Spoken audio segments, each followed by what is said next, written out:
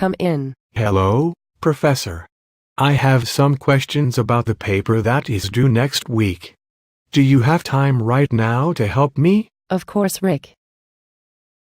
Thanks. I'm a little worried about citing my sources correctly. I know that the college takes academic integrity very seriously. I want to make sure I am avoiding plagiarism. Excellent.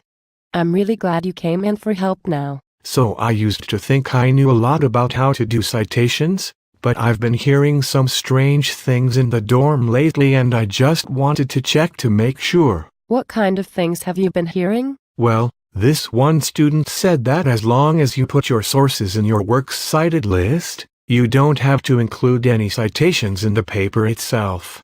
He said the works cited list shows that the ideas and words in the paper aren't your own. But I don't think that's right. You're right to question this. I don't think he was paying attention freshman year when he took the academic integrity quiz. You definitely need to include all the bibliographic information in the works cited list, but you also need to include a parenthetical citation or footnote at each point in the paper that your words or ideas stem from that source. Wow. I am glad I asked. But each time? That could be a lot of work. It may be more work than you're used to, but you can cut down on the amount of time it takes. Really? How? Well, if you wait until you finish the paper, it takes a huge amount of time to go back to add all the citations. If a few days have gone by and good papers usually take more than a few days to write, you might spend hours hunting down the source of the information in your paper. Even with only a few sources, it can eat up a lot of time finding the right page numbers. Ugh. That sounds gnarly. But you said there was a way to save time. I'm definitely into saving time. It's pretty simple. As you draft your paper, put the citations in right away. Don't worry about getting the format right. You can always go back later to fix commas, periods, and those details.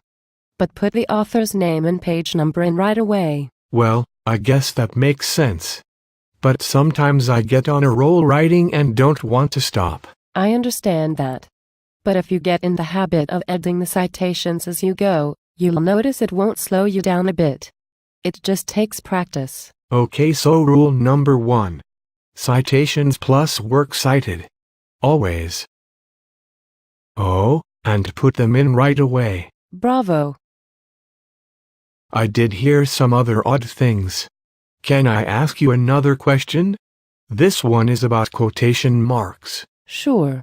Shoot. Okay, so another friend said that quotation marks are only necessary when writing dramatic dialogue. Like, Romeo, Romeo, wherefore art thou, Romeo? What about when you use someone else's words on your paper? Didn't she think you should use quotation marks then? Nope. That was the odd thing. I'm sure that when you use a quotation from someone else's work, you need quotation marks. Kind of makes sense to me. Put a quotation in quotation marks, right? But she said that a citation in parentheses means that the idea belongs to that person. Well, your friend isn't all wrong. The citation does mean that you, the writer, got that idea from that source. But you need another way to show that these were the exact words the author used to express that idea. So you also need to use quotation marks. Okay, I think I got it. Rule number 2. When you use an author's exact words, you have to use both quotation marks and a citation. Got it. Last question, okay? Sure. Fire away. In high school they taught us to write papers by picking out important quotations and then weaving them together into our papers. But this gal in my dorm says papers like that are lousy. She even says you told her so. Is that right? I'm glad to hear that some of what you've been hearing is actually good advice. So it is true that a paper full of great quotations isn't a great paper? That's right. Wow. I really am confused. What did your friend say you should do instead? She said I should only use a few good, short quotations, but that I should paraphrase the ideas into my own words. Absolutely. Did your friend tell you why you should do this? Something about seeing my mind at work. I wasn't really sure what she meant by that. That's one of my favorite phrases to describe a really good paper. Paraphrasing. Putting complex ideas into your own words. Tells me you understand the topic of your paper at a deep level. The better you paraphrase, the more your understanding comes through loud and clear. Wait a minute. So what you're saying is that my paper isn't about just my topic. That's right. Go on. My paper is actually about me. About my mind.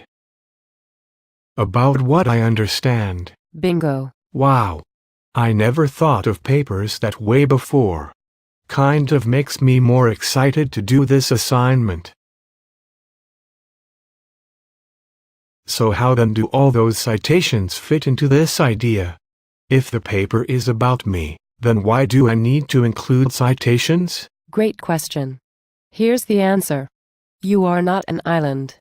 You come to understand things only with the help of others. You gained something from them. From reading their works. And so you owe them something. Think of those citations as a nod or thank you to those from whom you have learned. Your parents taught you to say thank you when you received a gift, right? Absolutely.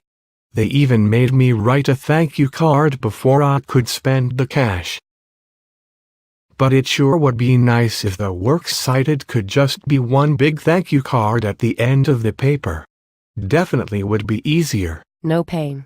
No gain. It's true in academics too. Okay, so rule number 3. The best way to show you understand a difficult concept is to put it into your own words. Wait. That could take a lot of time too. Right. No pain, no gain. I'll look forward to reading your paper. Thanks for your help, Professor. Peace out.